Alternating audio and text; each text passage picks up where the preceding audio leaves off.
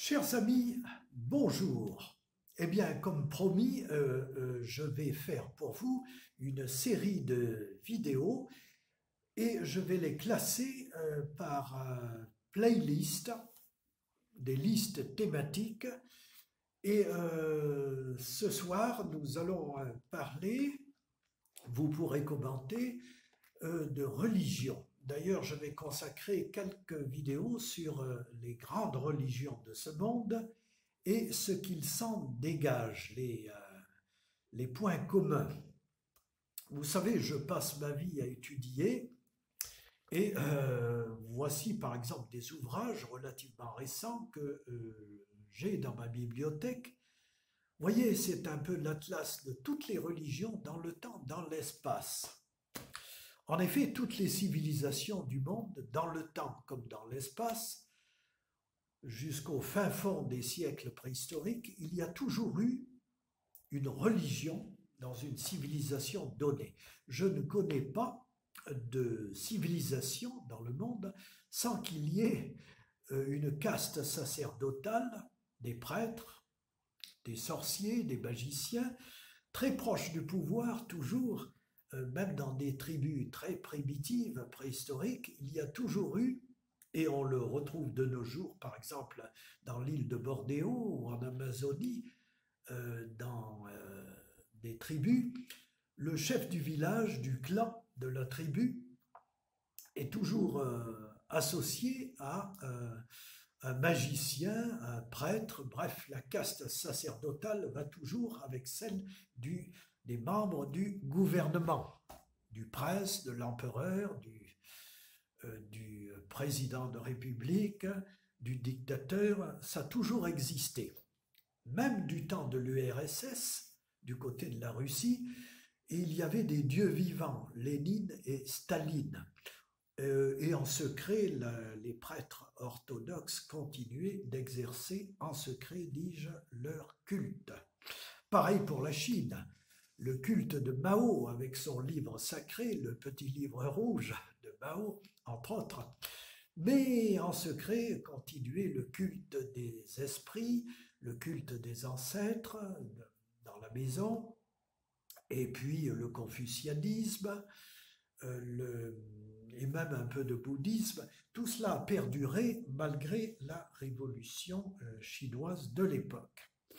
Alors je relis actuellement de Frédéric Lenoir, Socrate, Jésus, Bouddha.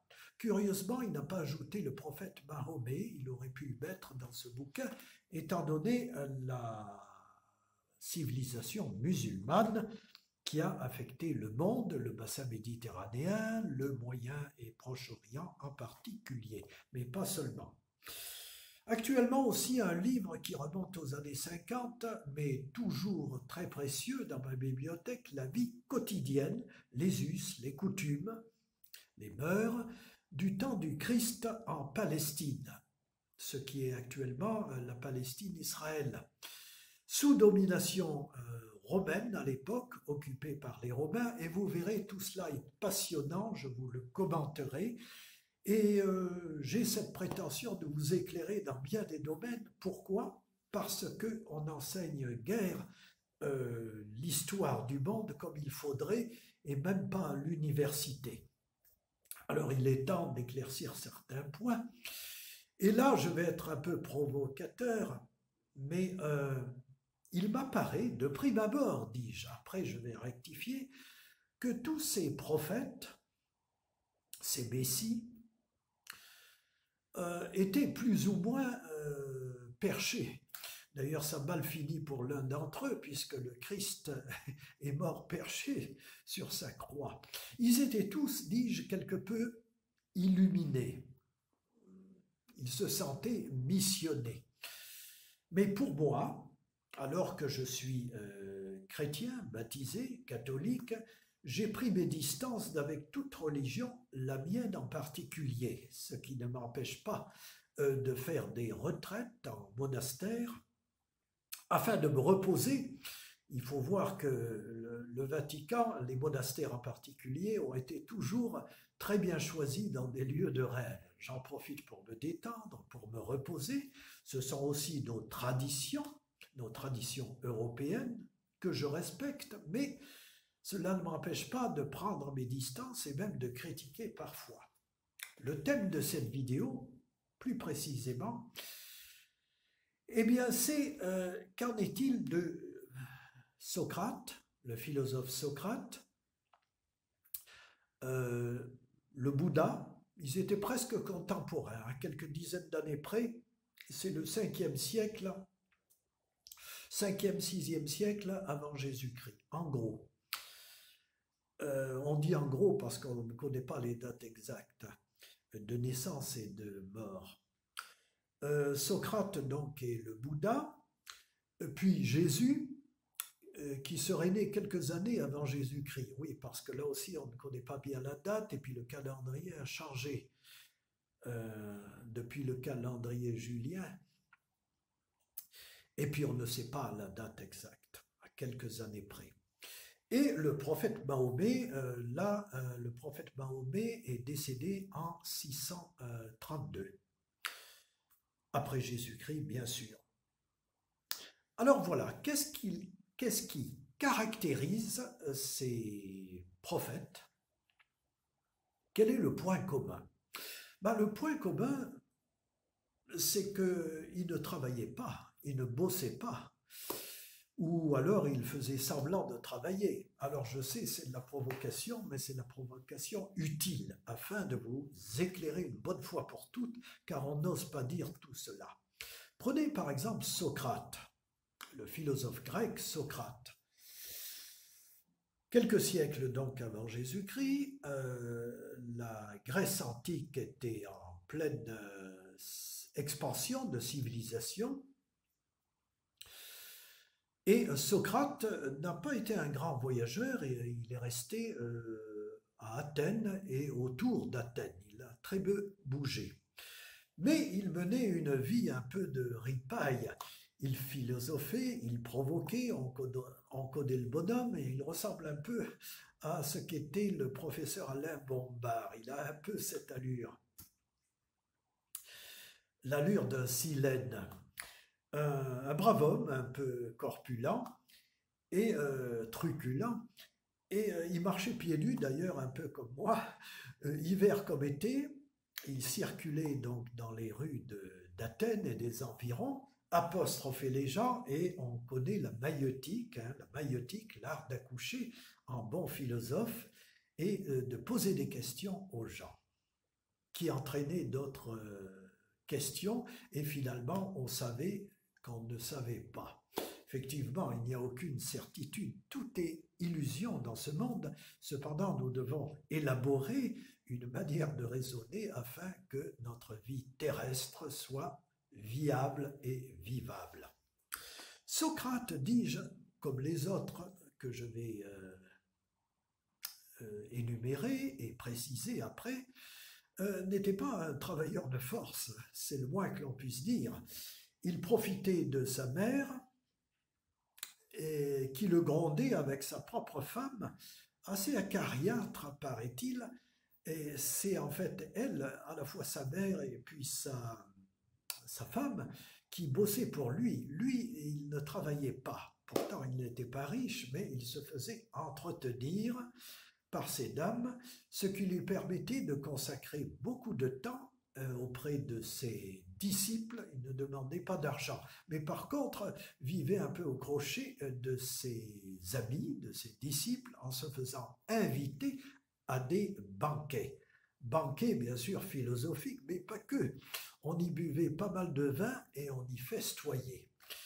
Et voilà notre Socrate qui déambulait et le jour et la nuit dans les rues d'Athènes, invité à droite et à gauche, et finalement à traverser sa vie sans travailler. Ça s'est mal terminé, bien souvent pour les prophètes.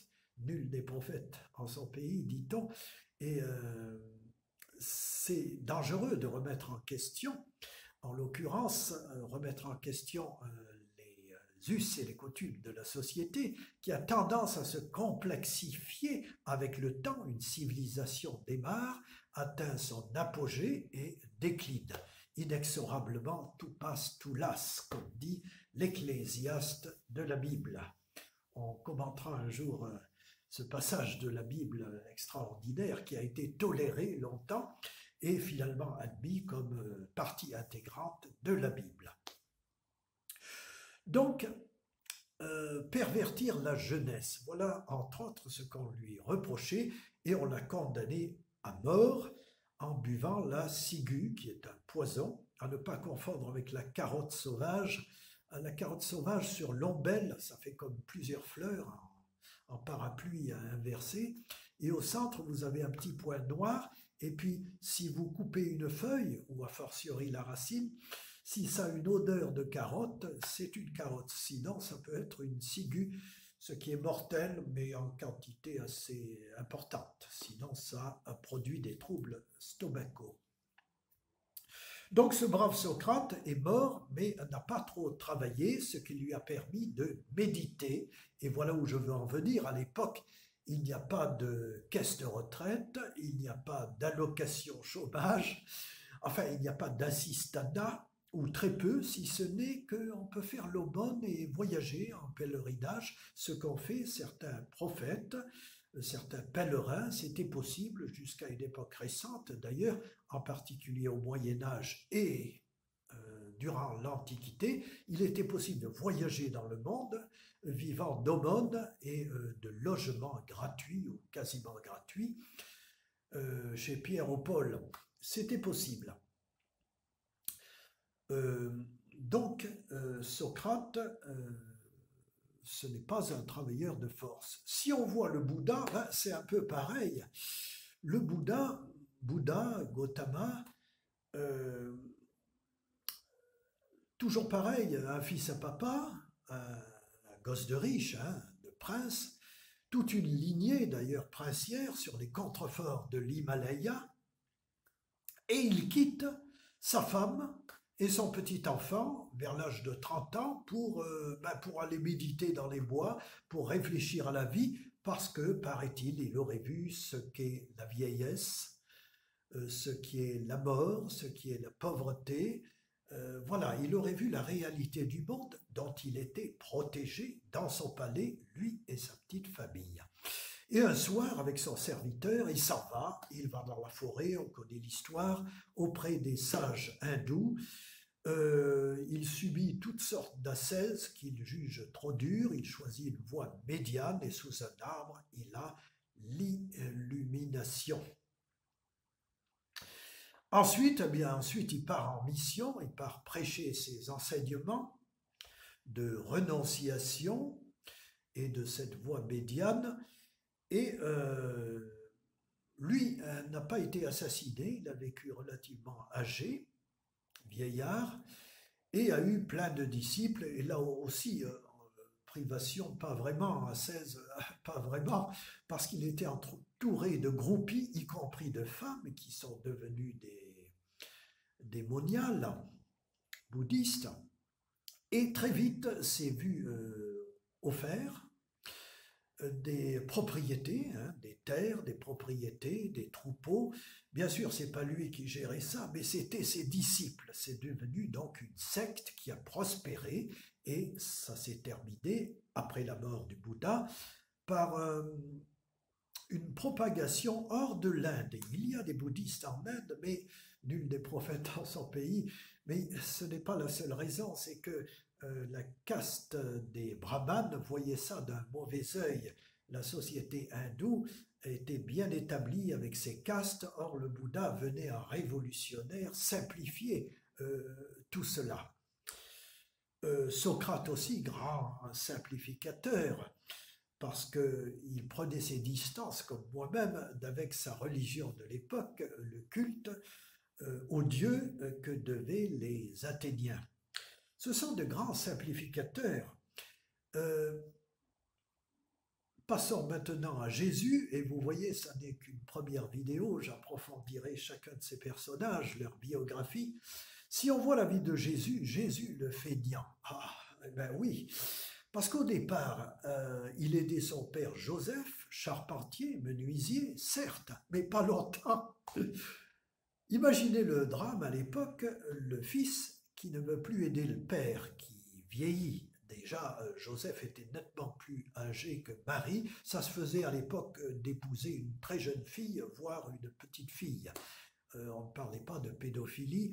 Et donc, on mourait assez tôt, vu les accidents et les maladies de la vie à l'époque. La durée de vie était très limitée, à quelques décennies. Et on enfantait très tôt, il fallait des bras pour nourrir la famille au sens large, travailler au champ, garder les troupeaux, il fallait faire des bébés.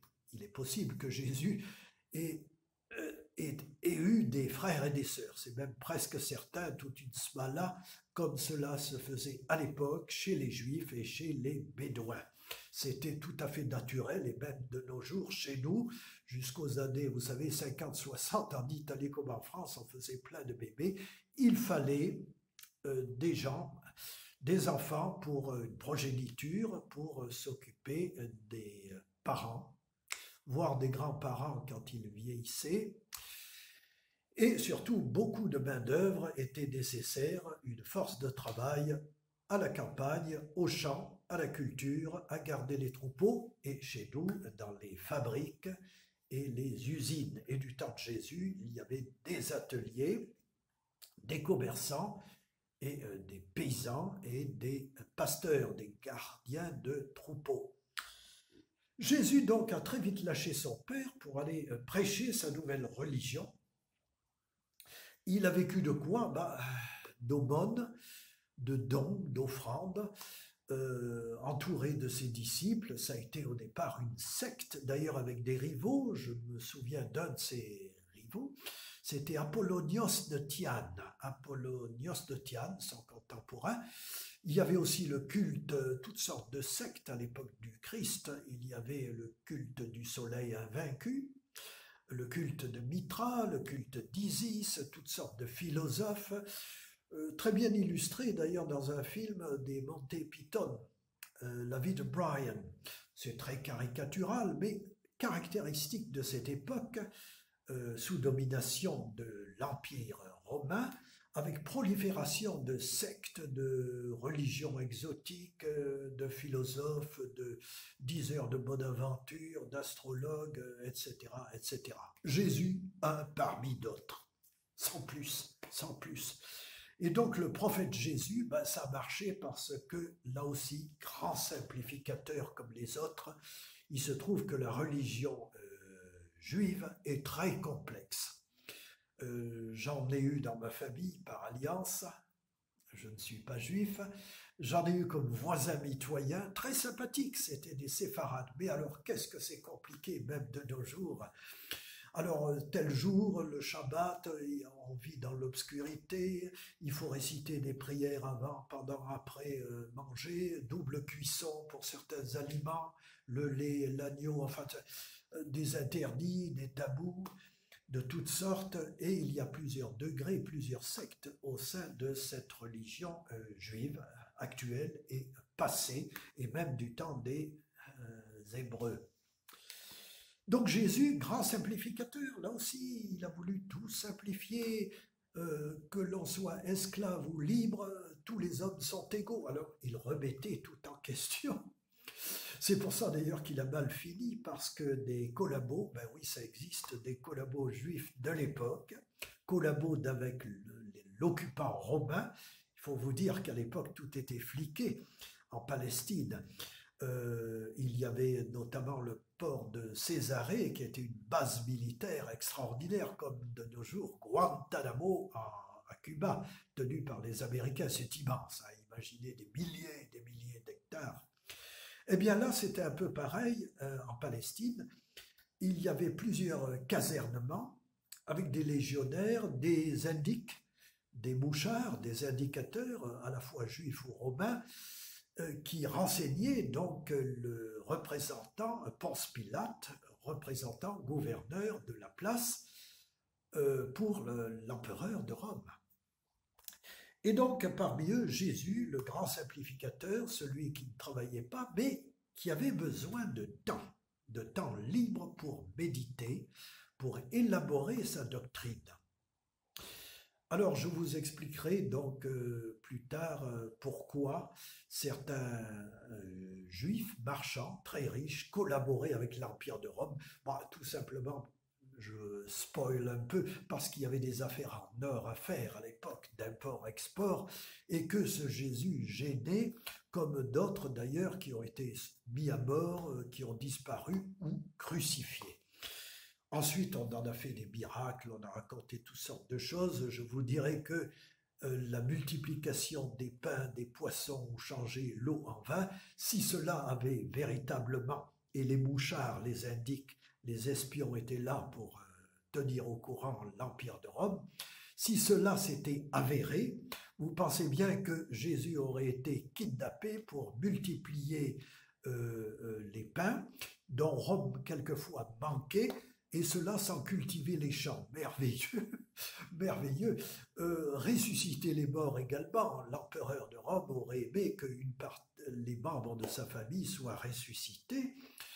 Et puis enfin, tous les patriciens, tous les aristocrates de Rome auraient été bien aises que l'on ressuscitât des êtres disparus.